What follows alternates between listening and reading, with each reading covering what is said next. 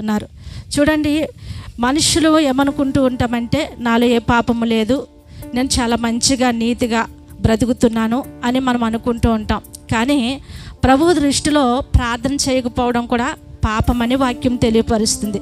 దేవుని యొక్క వాక్యాన్ని నిర్లక్ష్యం చేయడం కూడా అది పాపం లెక్కగా వస్తుంది. ఎందుకంటే వారి శాపగ్రస్తులని వాక్యం తెలియపరుస్తుంది.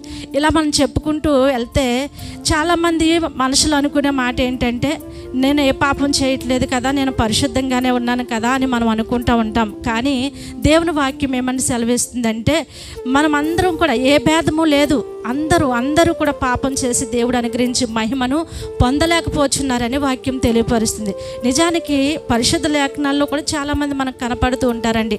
ఏమనుకుంటూ ఉంటారంటే మేము పరిశుద్ధంగా జీవిస్తున్నాం కదా అని అనుకుంటూ ఉంటారు. అలాంటి వారు ఎవరైనా మనకు కనపడుతున్నారంటే దేవుని మందిరానికి ఇద్దరు వెళ్ళారండి. ఎవరండి వారిద్దరు?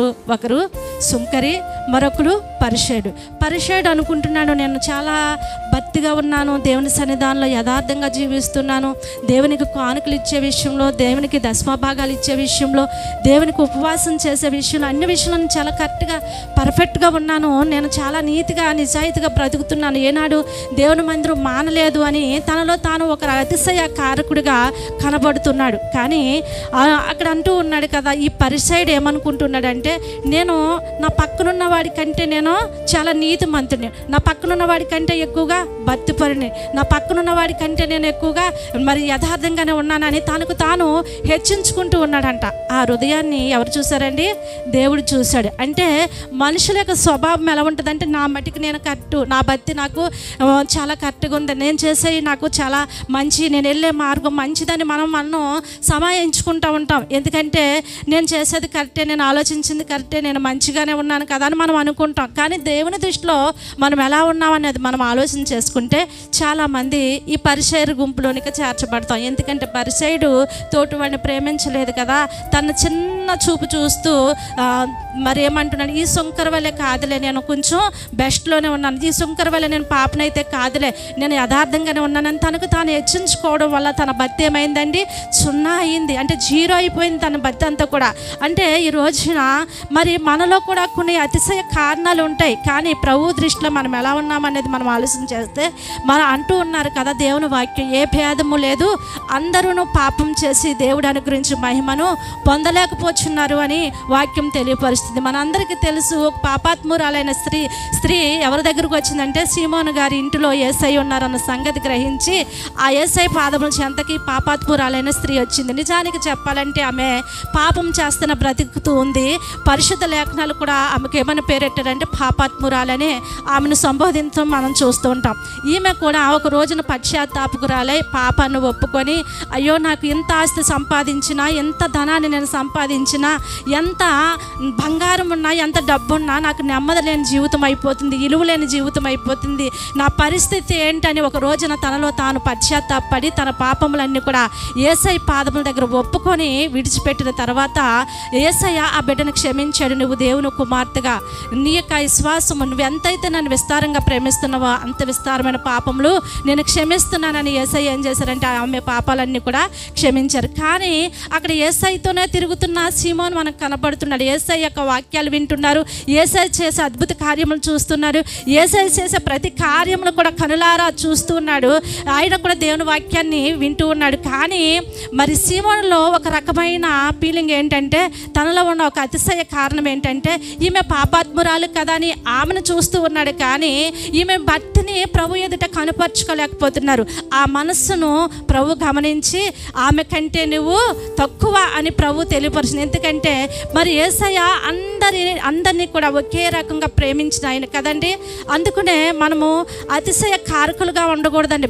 భూమి మీద కృప చూపిస్తున్న యేసయ్య అందునే మనము అతిశయ కారకులమై ఉండాలి. కానీ మనకు అతిశయించకూడదు. మన పక్క వాళ్ళు ఎలా ఉన్నారు, మనం ఎలా ఉన్నామన్న ఆలోచన మనకు రాకూడదు. అందుకని వాక్యం ఏమని సెలవిస్తుందంటే ఏ భేదము లేదు, అందరూ పాపం చేసి దేవుడు అనుగ్రహించి మహిమను పొందలేకపోతున్నారని ఇక్కడ అపోస్తలుడైన పౌలు గారి ద్వారా తెలియపరుస్తున్నారు. నిజానికి మనం నీతిమంతులమైతే నిజానికి మనం యథార్థవంతులమైతే, నిజానికి మనం ఏ పాపము చేయకుండా పరిశుద్ధంగా జీవిస్తే ఇంకా యేసయ్య మన కొరకు రావాల్సిన పని ఏముంటుందండి? మనమే ప్రభు దృష్టిలో ప్రభు మనల్ని యథార్థంగాను పరిశుద్ధులుగాను చేశారు. కానీ మనం దేవుడి యొక్క మార్గాలన్నీ కూడా సరివేసుకొని మన ఊహలు, మన తలంపులు, బాల్య హృదయాల నుంచి కూడా బాల్య యొక్క కాలాల్లో నుంచి కూడా మనం పాపులమై ఉన్నామని వాక్యం తెలియపరుస్తుంది. ఈ పాపము వలన మనం ఏం చేస్తున్నామని మరణానికి దారవుతున్నామని వాక్యం తెలియపరుస్తుంది. నిజంగా అప్పట్లాగే ప్రభు మనల్ని యథార్థంగా ఉంచినట్లుగానే మనం యథార్థంగా ఉంటే యేసయ్య బహుశా రాకపోవచ్చునేమో. కానీ మరి ఇప్పుడు మనం అందరం కూడా ఏంటంటే ఏ భేదము లేకుండా అందరం కూడా పాపం చేసిన వారిగా ఉన్నాం కనుక యేసుక్రీస్తు ప్రభు ఈ లోకానికి రావడం జరిగిందండి. నిజానికి మనం ఏమనుకుంటామంటే నేను ఏ పాపం చేయలేదు కదా అని అనుకుంటాము. తోటివారిని మనం విమర్శించినా లేదా తోటివారి గురించి చిన్నగా చూసినా, మరి తోటివారి గురించి మనం ఆ విధంగా ఈ విధంగా చెప్పుకున్నా మనం ఏమవుతామండి? దేవుని దృష్టిలో మనము కూడా పాపులమై ఉంటామని దేవుని వాక్యం తెలియపరుస్తుంది.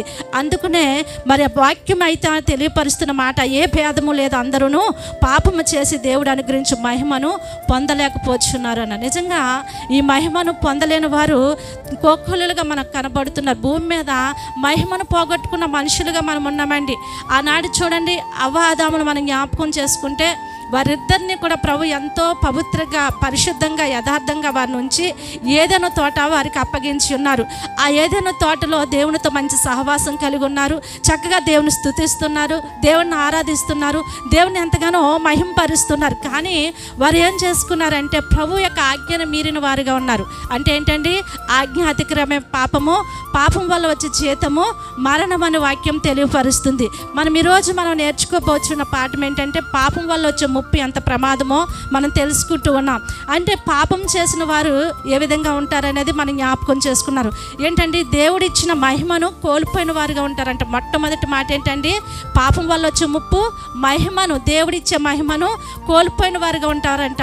అయితే వాక్యం ఏమని సెలవిస్తుందంటే అవ్వ ఆదాములను చక్కగా ఏదైనా తోటలో పెట్టి ఆయనతో సహవాసం చేసే విధంగా దేవుని ఆరాధించే ఆ సన్నిహిత సహవాసంలో నింపితే ఒక రోజున యేసు ప్రభు తండ్రి అయిన దేవుడు ఏమన్నారంటే, అమ్మ ఈ యొక్క చెట్లు ఫలములు అన్నీ కూడా మీరు తినవచ్చును, కానీ తోట మధ్యన ఉన్న చెట్టు ఫలమును మీరు తినడానికి ఎంత మాత్రం వీలు లేదని చెప్పిన పాపానికి ఆ చెట్టు ఫలము ఎలా ఉంటుంది, ఆ టేస్ట్ ఎలా ఉంటుందని అవ్వ ఏం చేసిందండి?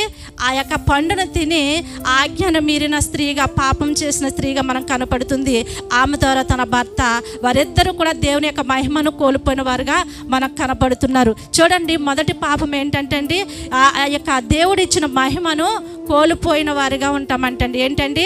దేవుడు ఇచ్చిన మహిమను మనం కోల్పోయిన వారుగా ఉంటాం. పాపం వలన వచ్చే శిక్ష ఏంటండి? దేవుడి యొక్క మహిమను మనం కోల్పోయిన వారుగా ఉంటాం. ఇప్పుడు అవ్వ ఆదాములు దేవుడిచ్చిన మహిమను కోల్పోయారు, ఆజ్ఞను మీరారు, పాపం చేశారు. ఇప్పుడు దేవుడు వారి యొద్దకు వచ్చి ఆ సల్లపోటు సమయమున పిలుస్తూ ఉంటే, ఆదాము నువ్వు ఎక్కడ ఉన్నా, ఆదాము నువ్వు ఎక్కడ ఉన్నావు అంటే వారు అంటూ ఉన్నారు కదా, అయ్యా నేను చెట్ల మధ్యన దాగొని ఉన్నానన్న. దాగొని ఉండే అంత పరిస్థితి ఏంటంటే అంటే వారు దేవుని యొక్క మహిమను కోల్పోయిన వారుగా ఉన్నారని వాక్యం తెలియపరుస్తుంది. చూడండి, పాపం వల్ల వచ్చే ముప్పు మొట్టమొదటిది దేవుని యొక్క మహిమను కోల్పోయిన వారుగా ఉంటామని వాక్యం తెలియపరుస్తుంది. పరిశుద్ధ లేఖనాల్లో మరొక మాటను మనం జ్ఞాపకం చేసుకున్నట్లయితే అక్కడ ఒక మాటను మనం జ్ఞాపకం చేసుకుందాం. చూడండి, రెండవదిగా పాపం వల్ల వచ్చే ముప్పు ఏంటంటే దేవుని యొక్క సన్నిధి నుండి తొలగిపోతామంట. కీర్తన గ్రంథంలోనికి ఒకసారి మనం అర్థం చూడండి. కీర్తనలు 51 అధ్యాయంలోనికి వచ్చినట్లయితే అక్కడ ఒక మంచి భక్తుడు మనకు కనబడుతూ ఉన్నారు. 10-11 వచనాలు మనం జ్ఞాపకం చేసుకుంటే అక్కడ మనకు కనబడుతున్న చదవండి.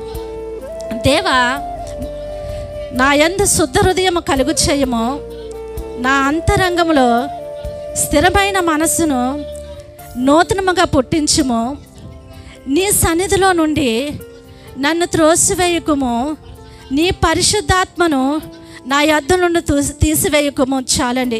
ఇక్కడ దావీదు గారు ఈ యొక్క మాటలను, ఈ ప్రార్థనను దేవునికి తెలియపరుస్తున్నారు. ఎందుకు ఈ ప్రార్థన చేయడానికి గల కారణం ఏంటి అంటే దావీదు గారు దినానికి 7 మార్లు ప్రార్థించేవారు. ఎప్పుడు దేవుని సన్నిధానంలో దేవుని మహిమను పొందుకుంటూ ఉండేవారు. దేవుని సన్నిధానంలో గడుపుతున్న ఈ దావీదు గారి జీవితంలో ఒక రోజున బెత్షెబా అనే యొక్క స్త్రీతో ఎప్పుడైతే పాపం చేసి ఉన్నారో ఆ పాపం వలన ఆయనలోనికి ఏం కలిగిందంటే మరణాన్ని ఆనందాన్ని కలిగింది అంటే దేవుని యొక్క సహవాసాన్ని కోల్పోయిన వారుగా, దేవుని యొక్క మహిమను కోల్పోయిన వారుగా దావీదు గారు ఉన్నప్పుడు ఈ ప్రార్థన చేస్తున్నారంట. ఏమని చేస్తున్నాను? దేవా, నా యందు శుద్ధ హృదయం కలుగు చేయము, నా అంతరంగంలో స్థిరమైన మనసు నూతనంగా పుట్టించుము, నీ సన్నిధి నుండి నన్ను త్రోసివేయకుము అని వాక్యం తెలియపరుస్తుంది. చూడండి, ఒకసారి దేవుని యొక్క సహవాసంలోనికి వచ్చి దేవుని నిజరక్షకుడిని అంగీకరించి బాప్తీసం పొంది దేవుని యొక్క బలలో పాలు పొందుకున్న మనము మరలా లోకం వైపు తిరిగి లోకమే తీయగా ఉంది కదా, లోకమే ఆకర్షంగా ఉంది కదా అని లోకం వైపు ఆ చీకటిలోనికి మనం వెళ్ళినట్లయితే, ఆ పాపపు ఆ క్రియల్లోనికి మనం వెళ్ళినట్లయితే దేవుని యొక్క సన్నిధిని కోల్పోయిన వారుగా ఉంటామండి. దేవునికి మహిమ కలుగును గాక. అర్థమవుతుందండి? దేవుని యొక్క మహిమను కోల్పోయిన వారుగా ఉంటాం మొదటిగా. రెండోది దేవుని యొక్క సన్నిధిని కోల్పోయిన వారుగా ఉంటాం.